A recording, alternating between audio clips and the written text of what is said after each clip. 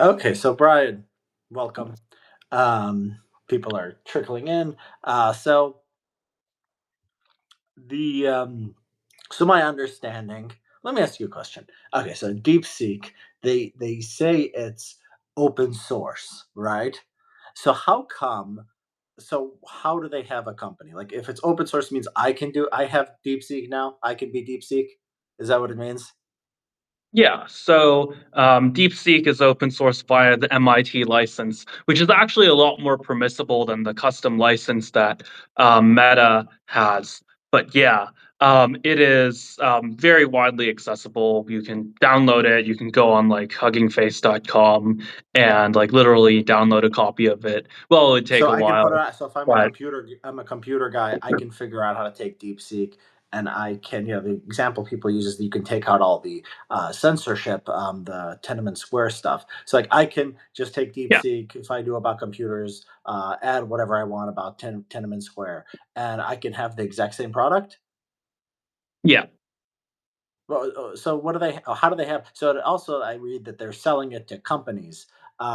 So like people who want an AI bot for their customer service. So what do they have that other people don't? Why can't anyone take this and just use it instead of them? Yeah, so I'm less familiar with DeepSeek specifically, but I've looked at this with a few other companies that are open source, Mistral, Meta. The big advantage is distribution. Like, the DeepSeek people are like the number one experts in DeepSeek, right? They're the Okay. number one expert in how to use their models, how to adapt their models, and we just really aren't that talent saturated right now. There's this idea that the market's super efficient. If you put the open source model out there, everyone will just everyone will just immediately know how to adapt it and use it, and that's just not true.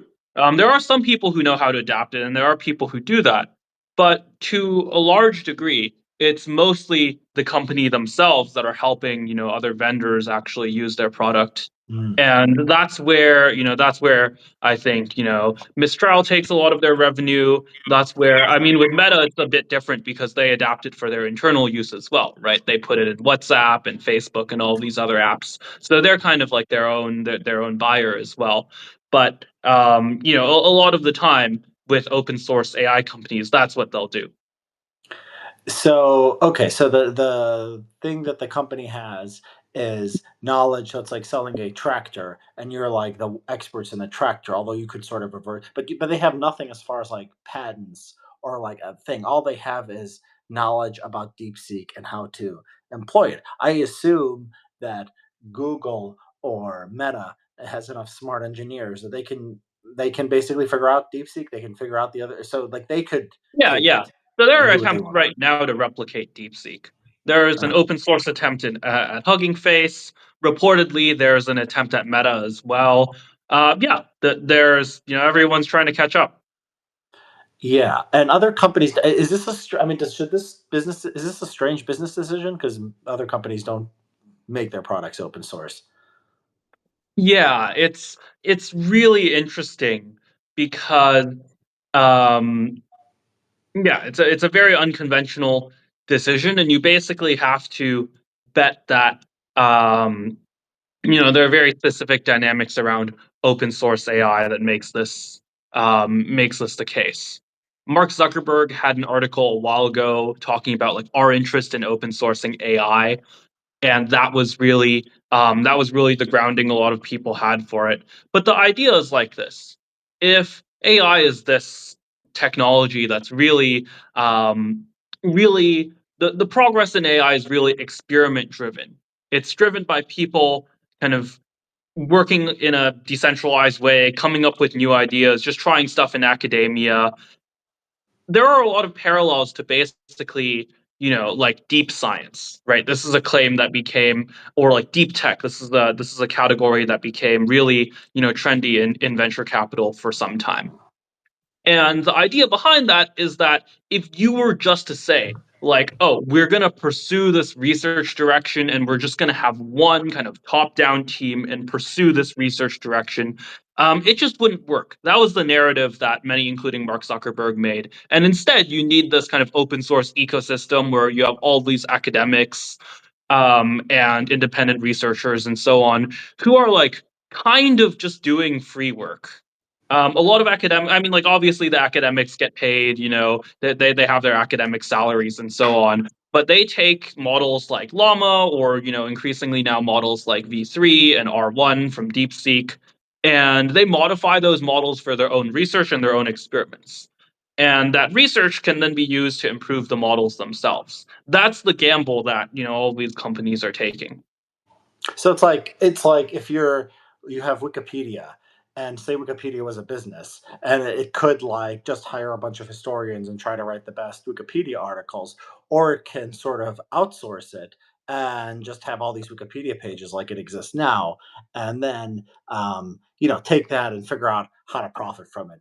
Whatever they have something that they Yeah, do it's special, it, it but they is have a like better that, but product. it's even more extreme than that because these results they're a lot easier to verify than they are to actually come up with the innovation, right?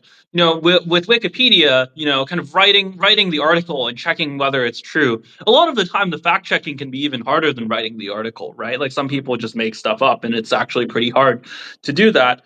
But with Mhm. AI, there are some more subjective cases where it can be harder, but a lot of the main metrics that people use to verify how well an AI model performs, a lot of it is just like it's just very simple to verify. You just ask it the questions, you just go through one by one. It's like very automated. A lot of the time, the biggest cost is the cost of running the AI model itself, especially with stuff like O1, but it's very easy to verify. And so if you make an improvement, you can very rapidly identify that everyone agrees it's an improvement.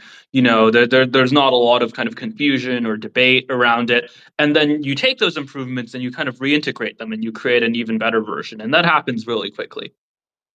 Yeah.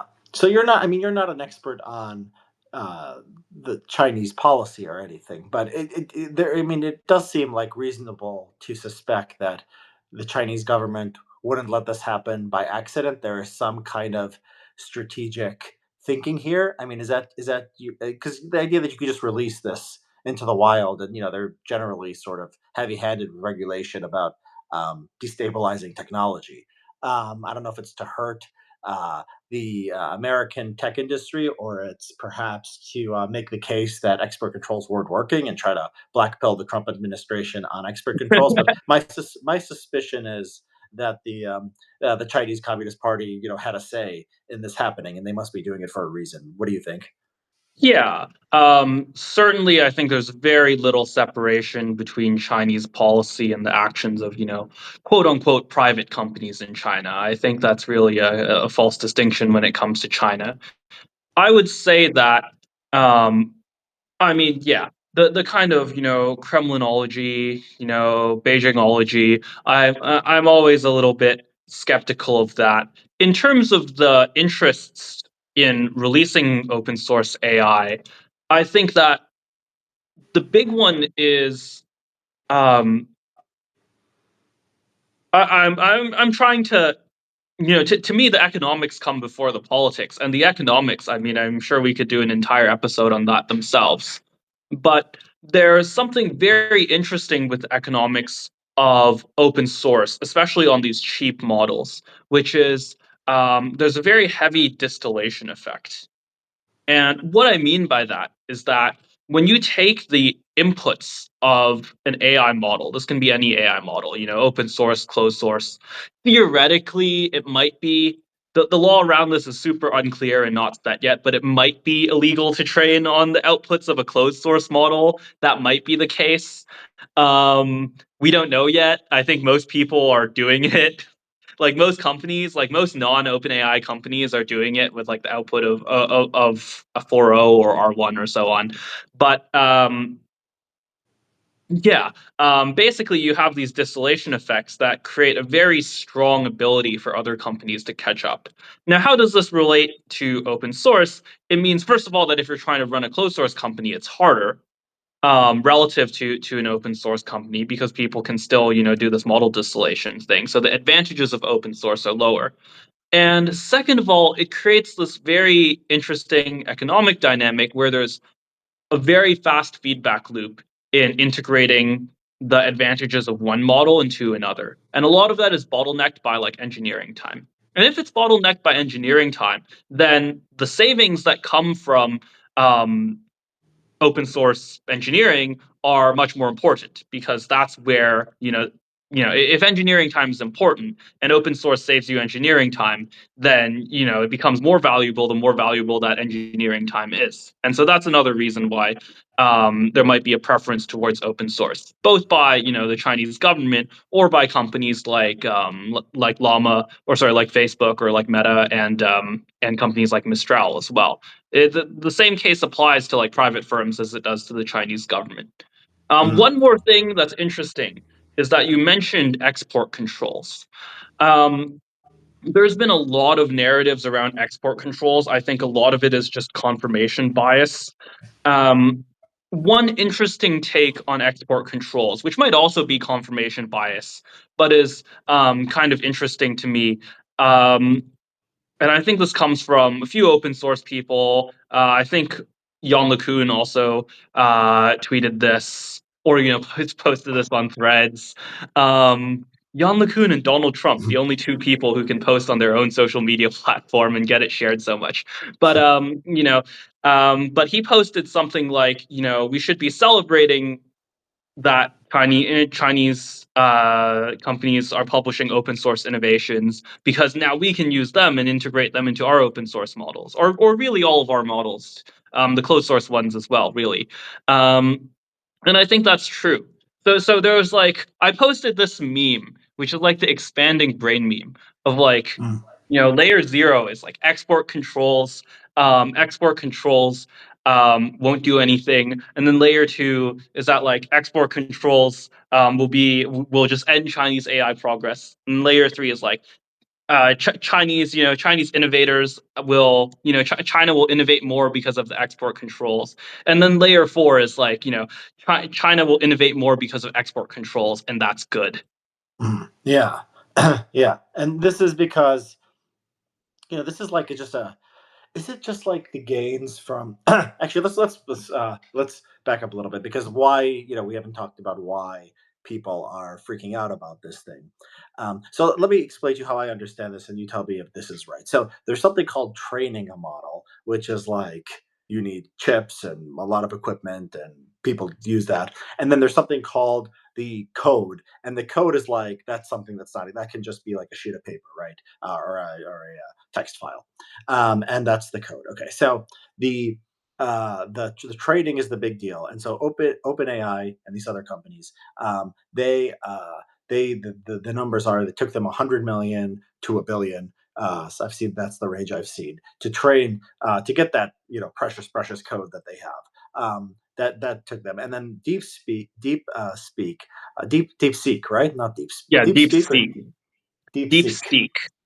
Seek, SEEK. Yeah, I knew that. I'm Yes. just still do. I haven't heard of this thing until today. Okay, so Many such DeepSeek, cases. Yes. and so DeepSeek did the same thing. Basically, got a model that matches these other American tech companies, but for 5 million instead of 100 million to a billion. Is that right? Yes.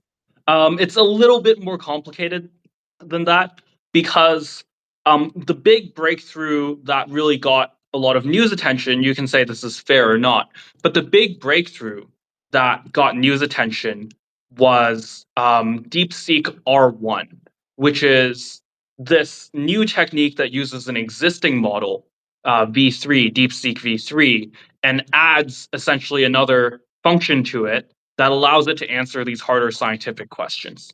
So this is the thing that the other companies can't do. So every company can make or most kind of major AI companies that people talk about are all capable of making, something like V3, something that are called, something like a base model, right? That's what they're called.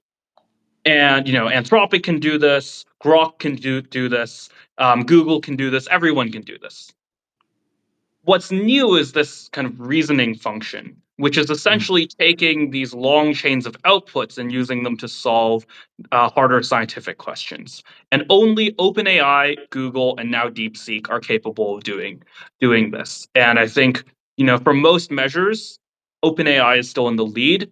DeepSeek might be number two now, and Google might be number three when it comes to this function. What's Yeah. interesting is that a lot of the top gains, a lot of the like cost efficient gains that people were talking about, they were all publicly known a month ago because DeepSeek V3 came out a month ago, and just no one paid attention to this. No one cared about the cost savings until like this new function that DeepSeek released, like a month later. Yeah. Okay. So so the implications here is that basically all you need is $5 million, and you can do what Anthropic and all these all these companies do. Like their advantage of just being very big and very rich is gone. Is that why people are freaking out? Is that the basis of like why this is such a big deal? Yeah, a few people. Basically, yes. So cost is a big thing. There's the idea that China couldn't do it. China couldn't compete with America. That was already an idea that was beginning to fade, but a lot of people weren't really tuning in. This is the kind of thing that really changed their mind, right? A lot of people who are kind of New York Times readers or just not really tuned into the AI industry, but maybe care about it from watching the news. This is the first time they're hearing that China can really compete. Yeah, and so you knew this months ago. And so is the conventional wisdom here, even if it's a couple months late here, is the conventional wisdom correct that like the OpenAI, Meta, their advantage is gone? Well, um, so OpenAI's models still do a bit better. Their public model Uh-huh. does a tiny bit better, and then there's an unreleased version, or at least not released to the public, called O3 that does even better than O1. So Okay. OpenAI is still ahead. Um, I think Llama, which is Meta's model, yeah, they're almost a little bit behind now, and they're working to catch up. And then Google's kind of in the middle. Google might still be a bit ahead in some functions, a little bit behind in other functions, like this new reasoning function. Um, but yeah, like I think that um, when it comes to the conventional wisdom, um, it's been the idea for a while that China is at least very close, if not fully caught up. And I think that hasn't really changed. Yeah. So before China was catching up, but the fact that somebody could do this, I mean, there's the China versus America's a competition thing, but there's also the question of just like what's possible, right? And so is the news here that like even if it's a little bit behind OpenAI and comparable to others, the idea is that you could do it for 20 times or 200 times cheaper. And so the idea is like this is like maybe not good for Nvidia or not good for Anthropic, but like bullish for AI changing the world. Is that right? I think it's good for Nvidia, probably bad for Anthropic if it matters Well, to the Anthropic. stock market doesn't Um, agree with you. yeah.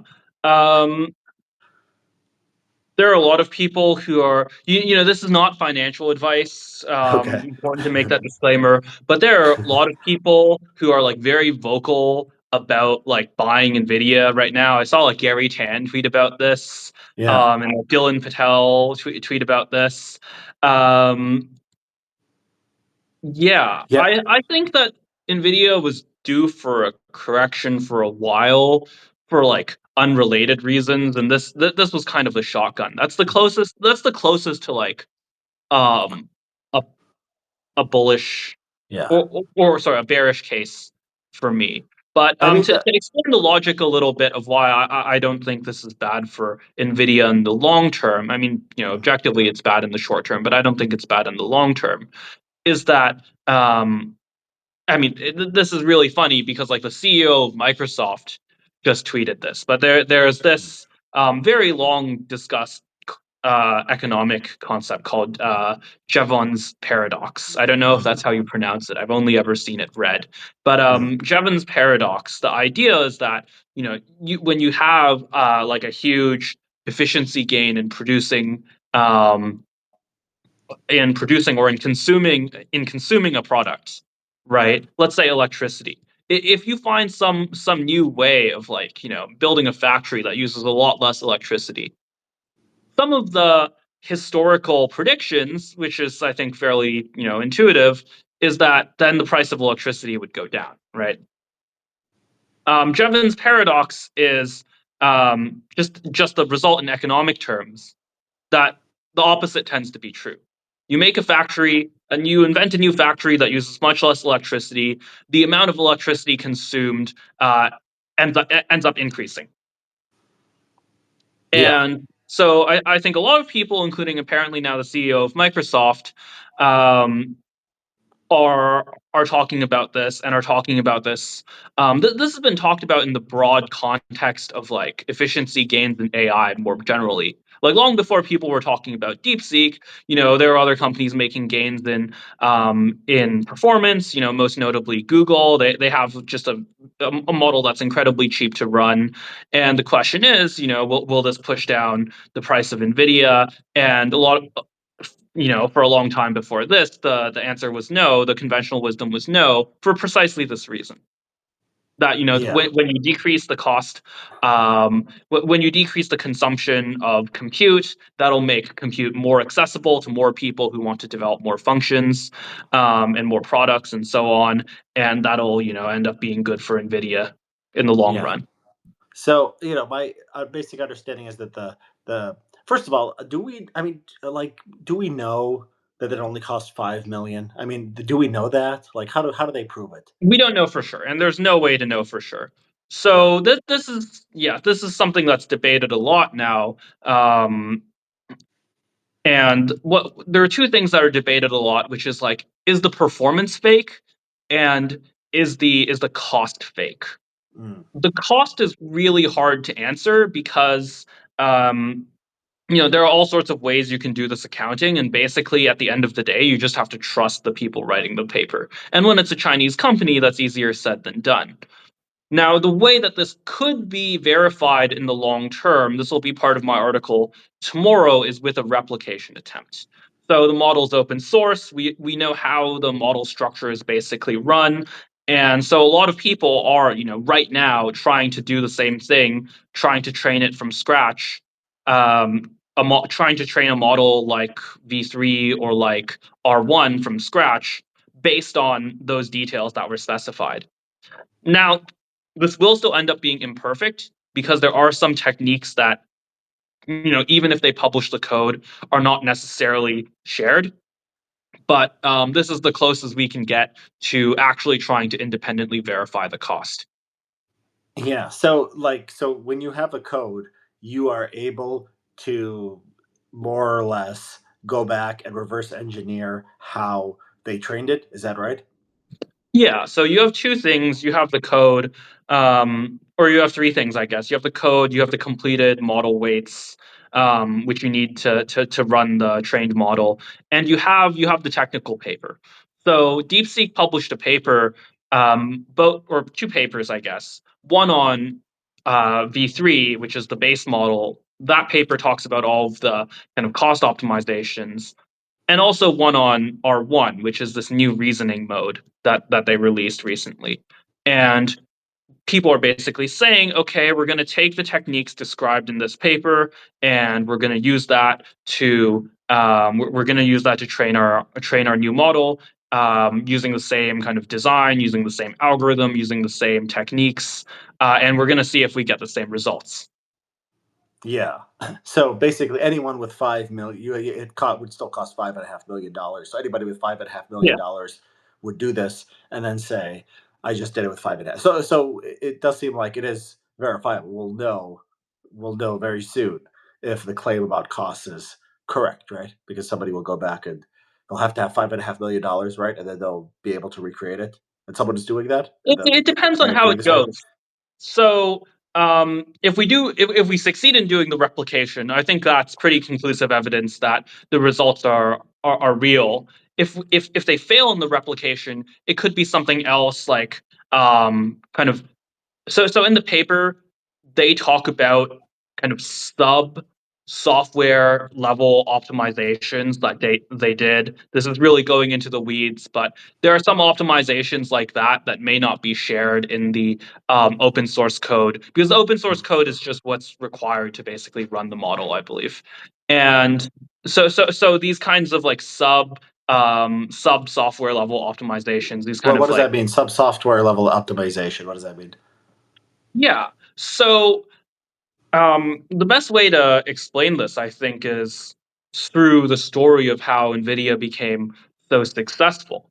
NVIDIA Hmm. became so successful not just because of the hardware, the kind of physical chips, but because of the software set that comes with it. This Hmm. is called CUDA. You might have heard of it.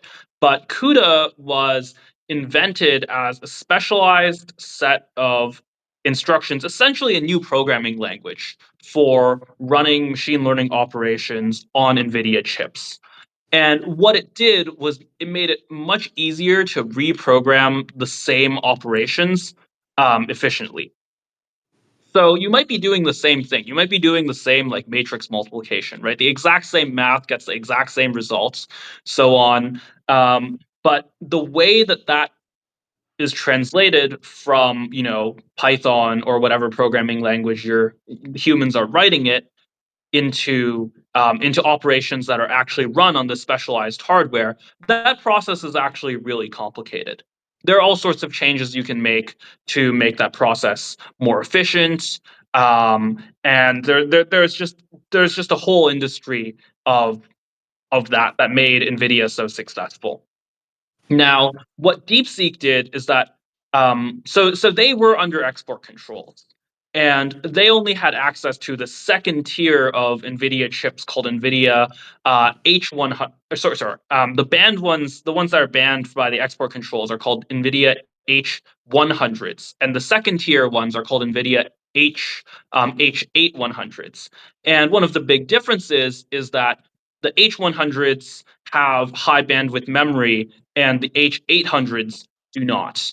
So this was something that many people observed, is that the H100s, sorry, the H800s, because of this lower memory constraint, the DeepSeek people used essentially like a memory optimizing instruction set or a memory optimizing implementation of the same instruction set in order to reduce the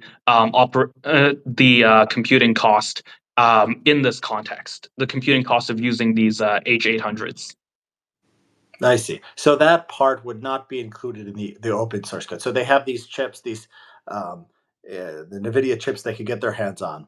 They I used it believe to so. train. At least that's not common practice. What's not common practice? Releasing the low level optimizations. Okay, okay. So this is something that they would. So I guess they do. They might have some knowledge um, that, but people can use the thing. Okay, they have the knowledge of how to create Yeah. this thing, but The, the, anyone could they just at least copy and have the paste it. knowledge that they did this, right? The other thing that might be interesting in terms of Western replication attempts is that, like, I don't know if Westerners use H800s a lot Mm, because we have H100s. uh-huh. Like, American companies are not under the export control, thankfully. So Hmm. we have the better hardware. This is a stupid question, but I'm curious about it. Why is the inferior one a bigger number? Why is 800 is inferior to 100, right? Yeah, I don't actually know. Hmm. Well, do you don't know why they're called HV 800 or HV 100? No, I don't know. Okay, let's ask Perplexity. Yeah, Why ask are the AI. H800s named H800s?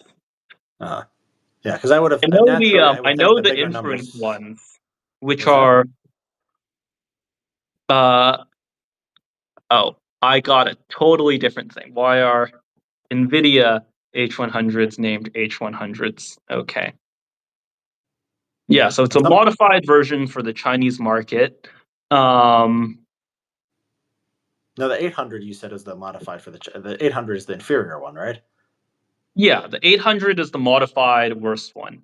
Yeah, Um doesn't tell me. yeah. And Didn't give someone me in an the answer. comments, someone in the comments says H200 is even better. Is that right?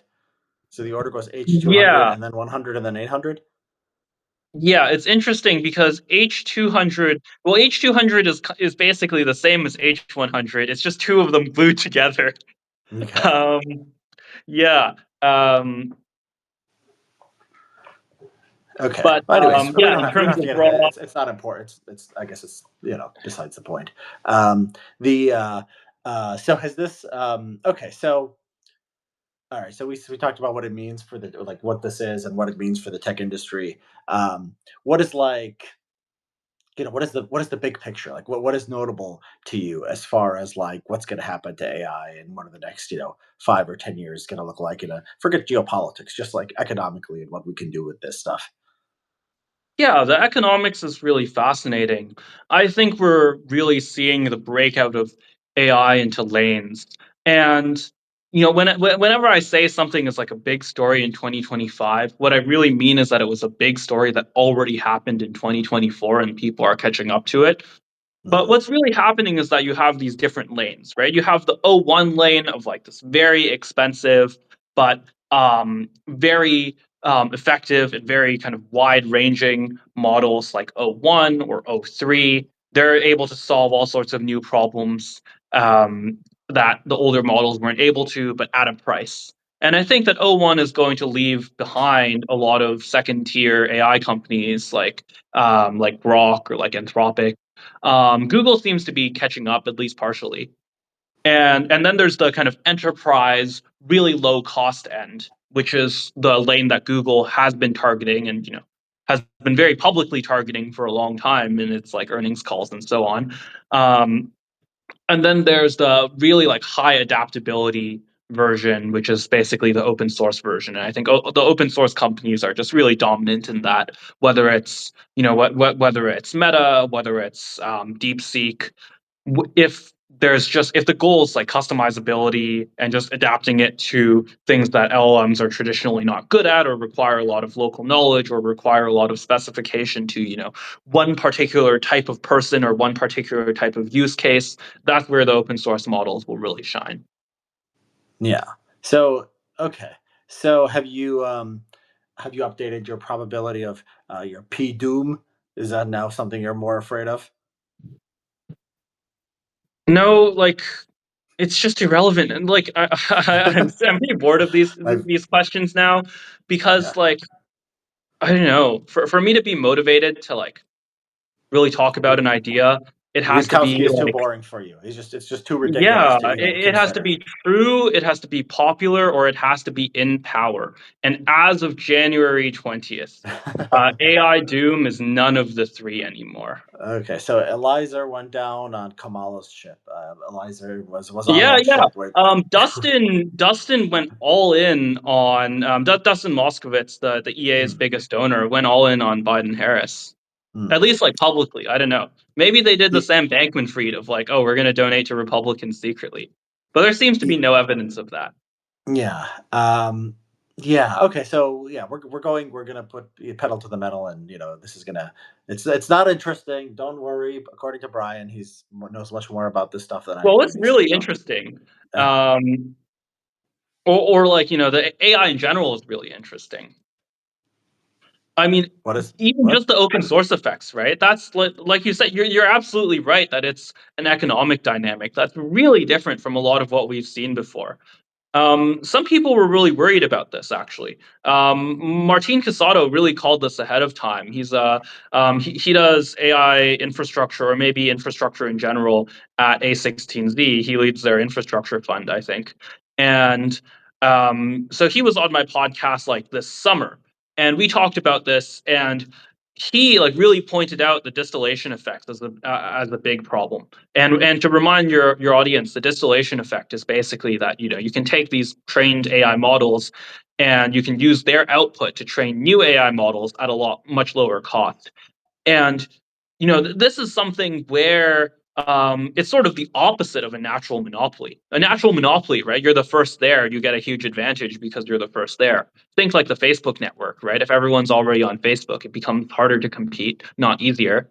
But this is kind of the opposite. Like you release ChatGPT, you release GPT 3.5, it becomes a lot easier for everyone to compete, and that's a very interesting economic dynamic that we don't really see with that many things. Yeah. Yeah. Right. As far as the did you see the Aporia piece on by Noah Carl on jobs? on AI and jobs? Yeah, how AI is gonna. It was titled "AI will replace you." No, I haven't. Anyways, the arguments are not that they're not that unique, but Noah Carl yeah. AI. Well, whatever. You know the arguments. So there's just the same arguments that people are going to. Nobody's going to have jobs. I want to write a piece about this because, like, first give me your take, and then I'll tell you sort of how I'm thinking about this. Um, yeah, my take on that. I mean, I just defer to the kind of economic history of all of this. I think very often people expect, the kind of meme version of this is like that Asimoglu paper of like we will assume that technology doesn't create new jobs and that technology replaces jobs. And with Mm, that model, we have gotten to the result that technology replaces jobs and does not create yeah. new jobs. Right? That's the meme. And people may think that I am simplifying or kind of being unfair to Acemoglu. No, that is what the paper says. You Yeah. can read it. That is literally the argument. And um, and it's nice that he made the argument because I think that's a lot of people's intuition. Mm, This is just a pattern in history, right? Like, the factory is going to replace everyone. The steam engine's going to replace everyone. Electricity, it's going to replace everyone. And there's two things that happens. First of all, people underestimate the incubation period. So there tends to be a time this happened with electricity, with the steam engine. Jeffrey Ding has a great book about it called, I don't remember, but the subtitle is Diffusion. A good book, good economic history, documents all of this and documents how when people were putting together like electric factories or steam engine factories or so on, they really had to take a period to adapt existing businesses to that. And that slowed down adoption really significantly. So that's one thing, and the second thing is that technology tends to create new jobs, and we saw that with all of the economic precedents beforehand. Now there are some arguments that like, oh, this time is different, but mm, these tend to be like a real scatter shot. It tends to be like different arguments that need different counter arguments for each one. But in general, I defer to the economic history here.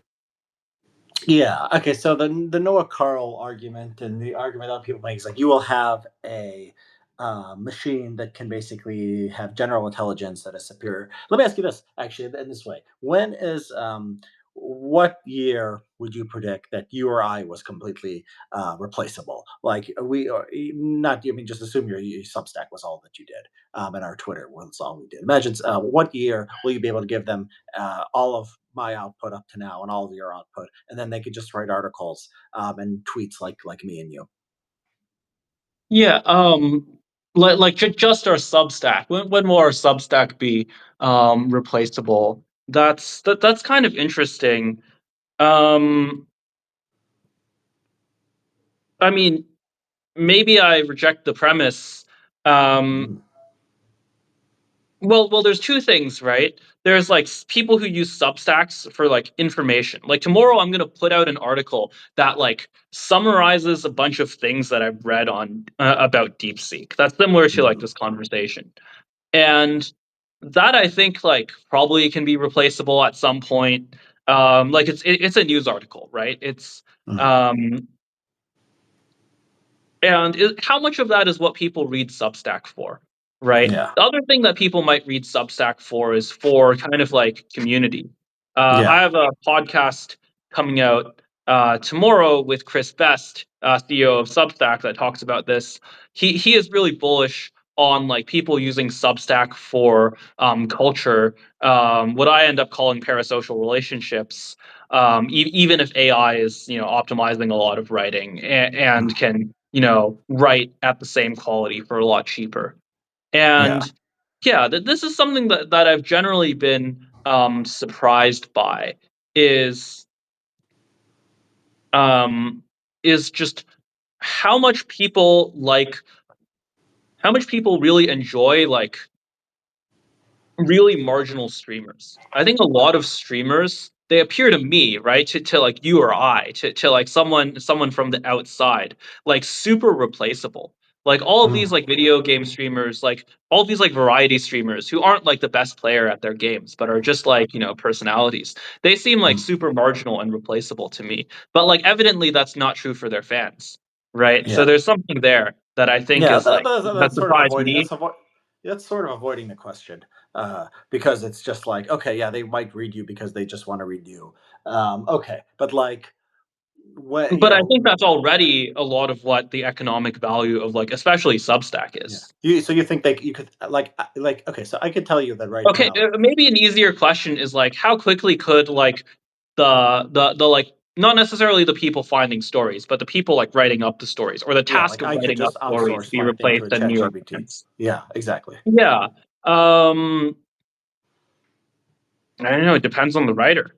I think some New Yeah, York I think Times some of them writers are are already replaceable already. sub Yeah, 01, you know? yeah. Um, Have you seen the um, Hanania bot, by the way? Or yeah, let me. Oh, go ahead. Or go ahead. Finish your thought. Well, like, oh, give me. I don't know. Give me a year if you don't have a but good maybe idea. that That's fine. even yeah, I don't know, like, in terms of just, like, style, probably, like, this year, right? Or, like, probably, like, already. I think that no, this goes back to what I was talking about with, like, people like marginal personalities, right? I already think the, like, writing style of most New York Times columnists are, like, really marginal, and I just don't get it. I mean, it's obviously not for me, right? I'm just not when I say I don't get it, that's not, like, Mm. an insult to them. I'm just saying, like, I personally don't get it. Um, but yeah, I don't see like, I honestly don't see.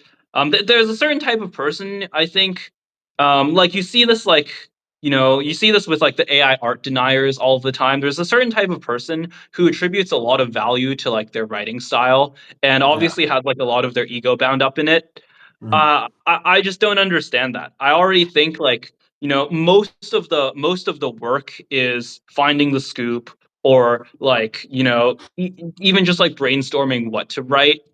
And so already like I see a lot of that as like marginal economic value. Maybe that's like maybe that's just not the experience that most people have, but that's what I think currently.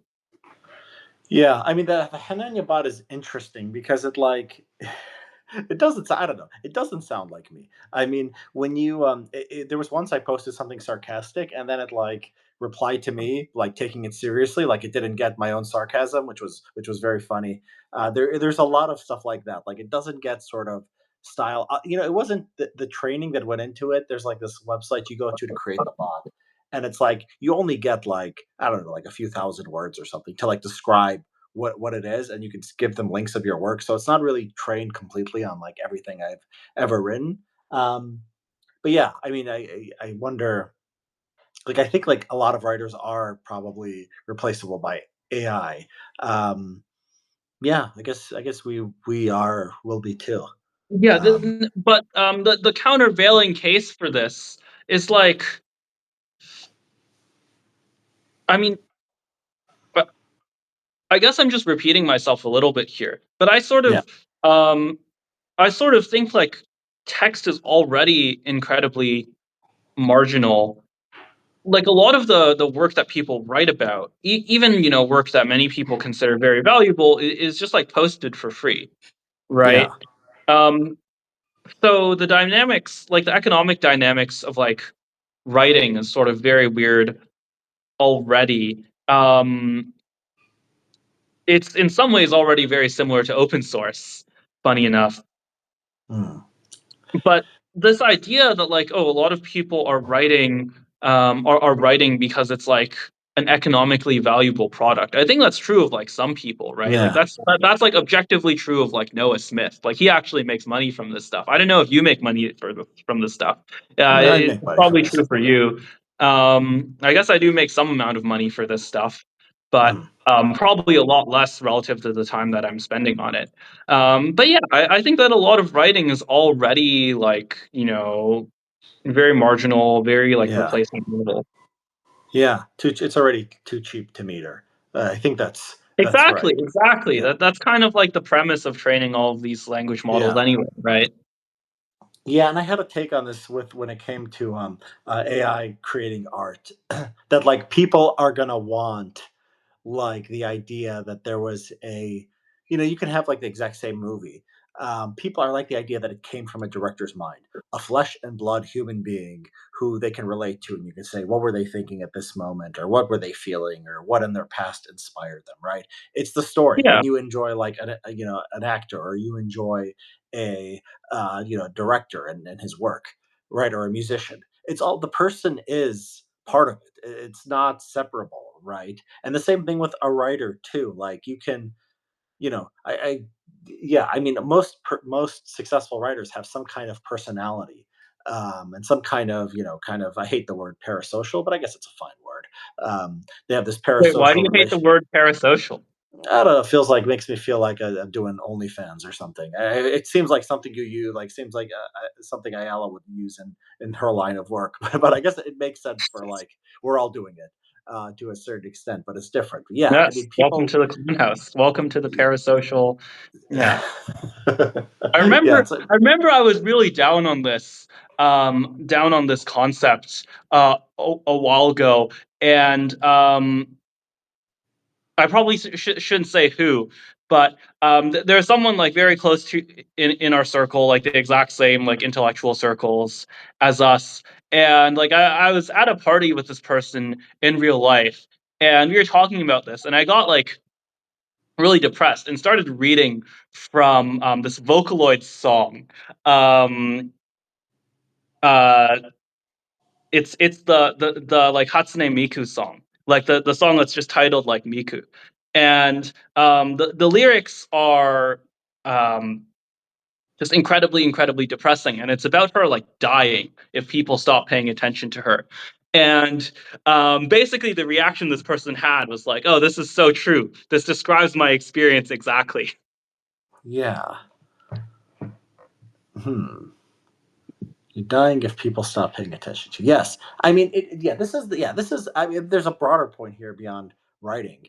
Um, it's the point that like yeah, it was that tweet from Andreessen today, right? That I posted, which is that yeah, I mean, humans prefer other humans, and if you have an economy that's just like expanding, right?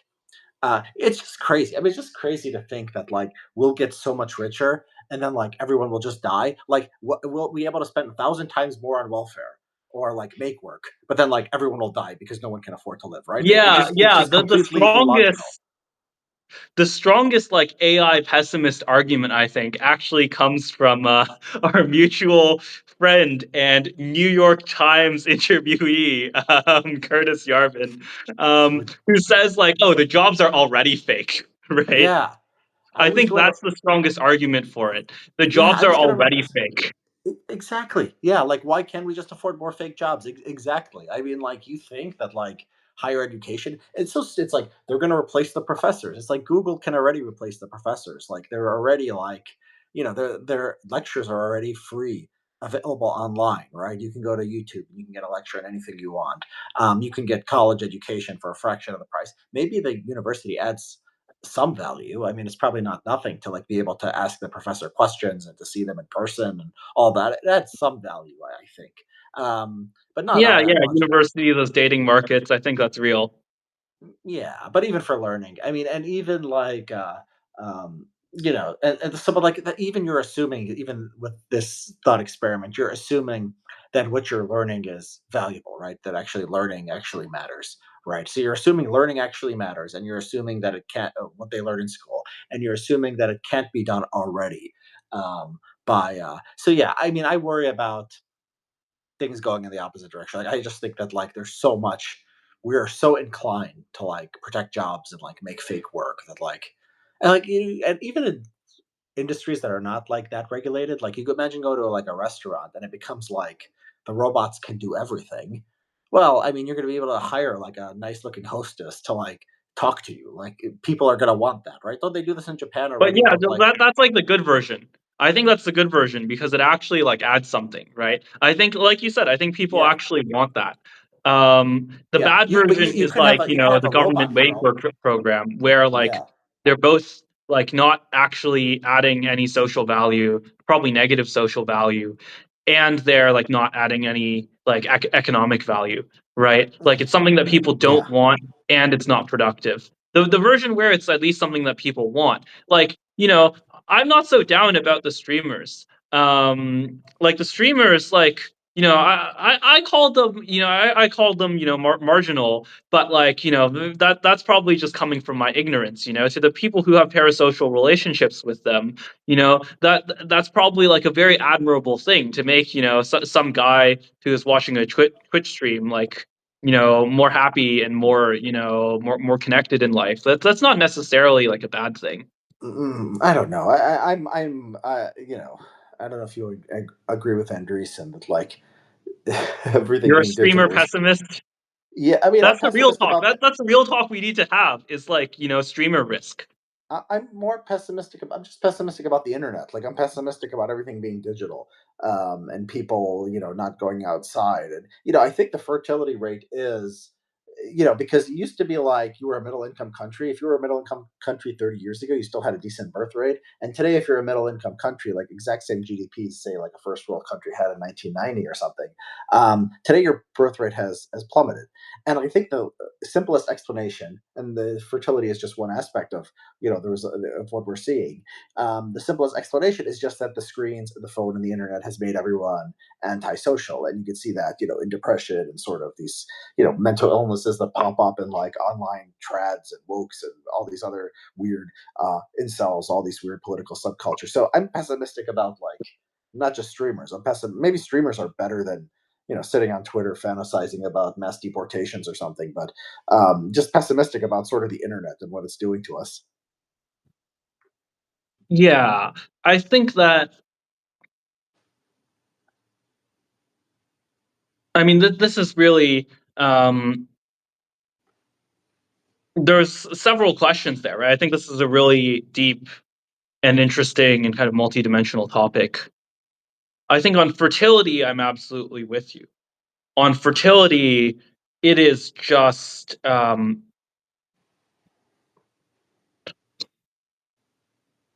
one hand,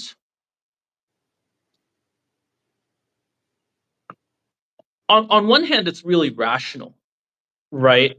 I think people make the economic case of like, it's now much easier to survive. People are not really worried about, child mortality or so on, right? And there are these economic country pressures in rich countries, um, and even in countries that are, relatively poor compared to the U.S. They still have, much better health outcomes, and in practice, there's been just revolutionary deflation across the world. I think that's true, and that naturally results in a lower fertility. Um, on the other hand, there's an aspect of this deflation that's really bad, which is like the deflation of attention, right? Yeah. I'm not sure if this is your experience, but in my experience, a lot of girls I date like just want attention and want to be like taken care of. That's every Um, girl. Yeah. That's what all girls want. like the marginal cost of that, at least some version of that, is also decreasing, right? With the streamers and with like the AI boyfriends now. I think that's a little bit exaggerated, but definitely with the streamers. And the question is like, is that good? Is that good or bad, right? On one hand, there might be some really lonely and antisocial girls who now like don't commit suicide, and that might be a good thing. And on the other hand, you might have more relationships that don't form, and people are just engaging in this kind of cope, right? And that's that's something you might want to avoid. Um, I don't know. Yeah. I really do think this is a very kind of ahistorical circumstance Yeah. here. Yeah. I mean, I'm not worried Yeah, about. I take the problems with like digitization and like antisocial behavior Yeah. pretty seriously, I think. Yeah. So this is worth thinking about. So yeah, there is like in this kind of economic result, there's like two paths. There's like UBI, or there's like actual useful jobs there where people, because of their taste for other humans, will get human experiences. One idea I have, and I'm going to put this in an article, is, you know what, I'm not going to, I'll spoil it, whatever, open source. So like basically, like it should be, you get wealthy enough, it should be so easy. Like I want, like a lot of guys would like to be like professional, athletes, right? But they're not the best in the world at football or basketball or whatever. So they watch sports, and so nobody will pay to watch them. So there's no market for that. You could imagine like just a wealthy country, like every guy being like an NBA player in his like little town or something, right? Like you could imagine like you just have so much economic, like people will find meaning. Like meaning is easy when you when you have money. Like it's just about figuring it out, right? It's just about figuring out sort of like the structure. Like people will find meaning in like a bunch of stranger adults like throwing a ball around and throwing it into a hoop, and then they'll find meaning in like their high school team, and that's considered like something that's like very kind of meaningful. Oh, I have a local high school, and you're the next town over, and you have high school, and our sons play basketball against each other, right? And people find meaning in that, and like people don't, like people will poo-poo like professional sports and say that's stupid. But then like high school like kids or something, people will say, "Oh, this is community involvement or whatever," and it's like a healthy thing, right? And so you can just have like you can have high school for adults like of different age groups. Like there's like so many like We have potential that already, right? That's the currently existing system, high school for adults. college. Yeah. Okay, well you can expand it. You can do it for 40-year-olds and Yeah, 50. and we Or have you have college retirement. sports. We have. Yeah, we're I guess yeah, we're already doing this. Like retirement is social security, retirement homes. So like you have that at 65. You have college like going into like the mid 20s. And so you just have to like expand in both directions, right? And this can be done through government welfare, or it can be done through just kind of market forces, or like the higher education system, some combination of the two, right? But yeah, I would put doom ahead of like losing all the jobs. Like that to me doesn't sound as crazy as like, oh, no one's going to have any job and then we're all going to starve to death. I think that's just like a very stupid way of looking at it. Yeah. Um, I didn't. I Okay. was so focused on the meaning part. The meaning part is really interesting because I think the recent history has been sort of the opposite, right? This is more so a problem, or more so a phenomenon I've heard about in the UK than in the US. But like really the degradation um, of kind of local sports leagues, right? Local soccer leagues. They would call it Yeah. football. Um, the phenomenon in recent history is that as there's been more telecommunications technology Yeah. and better play at the professional level, there's less play and less funding at the local level, right? So the kind of opposite of what you talked about happened. Yeah. And that can be because of exogenous factors, right? It could be because of the communications technology and because of, you know, improvements with professional leagues and so Yeah. on. But yeah, just in recent history, as technology has gotten better, the opposite has happened, right? There's been Yeah. more That's of a true. centralization and internationalization to the point where it's kind of, um, I would say this is true. It's kind of harder to find meaning as like a provincial, or like a local like sports star, I guess. Yeah, yeah. I think that's right. I think as far as the trends are, yeah, even economic growth is not being correlated with, um, is not being correlated with people being able to find more meaning. The question is like, I think that what needs to happen is like, and I think there is part of this correction is already happening, and that like people realize that like it's like smoking. It was like everyone smoked and like it wasn't seen as a big deal. But then people like realize, okay, this is addictive and like you don't want to do this all the time. And then society adjusted um, both through laws and through norms and customs, right? Yeah, what do you And so think like about banning sports betting? I dislike the I just I I have a thing. I have an article. Sports betting. You need sports betting to get to Mars. I'm against, which is kind of tongue in cheek, but I'm against paternalism. Like I have to take just like a stand on. Like you save a couple idiots from sports gambling. But I mean, how do prediction markets survive in that world, right? How does a lot of things that I think people Yeah. should be allowed to do survive in a I world mean, where it's you don't have to? interesting because we had the anarcho tyranny for a while where the sports gambling was legal, but the prediction markets weren't. Yeah, and it was Uh, more so predatory and more. theoretically, the opposite should be able to happen too. Yeah, and so I just fundamentally don't trust movements to bed. I mean, there's like idiot, but like society. It's like the phones. Like with like I'm okay with like schools and maybe even states like banning cell phones in school. Washington D.C. goes to Meta and says, "Oh, you have to like create a completely different product."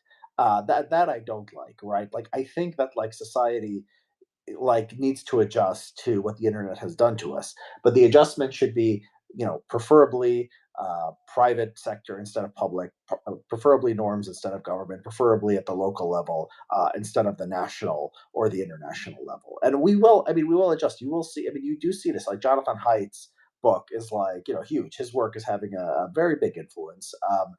Several states, I mean, both California and Florida, I think they've both banned cell phones in schools in recent years. So like society is adjusting. Like we had 15 years of like the internet like went crazy, like internet was let loose, and like all teen girls like started thinking they were boys, and there was like all this mental illness and wokeness and like increasing depression. But like we were just sort of unprepared. We didn't have the immune system. Our society like didn't realize like how dangerous this was. We mindlessly let ourselves get sucked into the screen. And so it's not been that long, and I see the correction coming. So that's what I'm hoping for. I think something similar will probably happen in sports gambling. It's like crack cocaine. Like one generation of morons is going to have to be sacrificed before the next generation learns like what scam like DraftKings and all these other sports leagues are. But yeah, that's what I think. I think these are serious problems, and like society has to sort of figure out solutions. And what we need to do is like be aware of like the problem and just like find ways to do it without just like turning luddite or turning anti-technology. That's the balance to strike. Yeah, yeah. Always be aware of the trade-offs. Yeah. Okay, I know you have a meeting, Brian. I know you're doing very important work in DC. Is your job done? Are you going to retire now because Trump repealed all Biden's executive orders on AI? Yeah, we're winning. We're not quite tired of winning yet. There Yeah. are a few more things. I think one interesting point is that Google has not changed its censorship policy at all. Um, that's something that is very curious given recent events. But Mm. we're not tired of winning yet. So there's still more work to do. I think that in the long run, I do hope to get back to private sector stuff. I was really, I had a moment of FOMO the other day, yesterday, literally reading the DeepSeek paper, and they were talking about online quantization.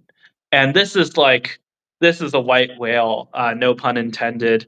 Um, for a few friends of mine, and just like a fascinating technical problem. And so I do miss that world. So Mhm. maybe at some point in the future. Is the Google censorship, is that your wheelhouse? Your AI, is it, you talk about AI censorship or just search results or what? Yeah. So yeah, I would be working on in terms of AI, but Google hasn't changed its censorship policies in anything, Mhm. including AI. Mhm. Yeah. Google owns YouTube, right? Yes. Yeah. And YouTube, Yes, I think, is this is the white whale that a lot of people were talking about that could really make a political difference is the YouTube algorithm. This would I be don't like know. an X level change, maybe Yeah, more I don't than know. X level I change. like things are like I want like okay, conservatives have Twitter and possibly Facebook, and like liberals have Google and like YouTube. I don't know. That seems to be like a kind of balance of Seems power. fair. Like yeah, it seems like a balance. Yeah, I mean, yeah. I wonder about writer. I don't want everything to become like Twitter. I mean, it's just like it's kind of a sewer. So like yeah, I'm sort of happy with the balance of power. Like Yeah, they're well all going to be you're reached. more of a Burkean than I am then, I guess. Just a limp. Richard Hanania, the true Burkean. Yeah, the moderate, the Yeah, MSNBC yeah. conservative. Okay. All right. Well, okay, Brian. I think I'm gonna release this for free. Do you have a preference? I think I'm gonna make this free. Fun, yeah, let's do it. And you can you don't probably don't know how this works, but you can also release it I to have no your clue. okay, so you're going to go to drafts and you're going to see this video and you're going to want to download it and then edit it because like the beginning is going to be screwy, so you're going to have to like cut off the end. So you'll just have the video within your draft, download it, uh, trim it, put it back up, and you can send it out like a normal podcast. Got it. Cool. All right, Brian. Great Great talking talking to to you, you. Richard. See ya.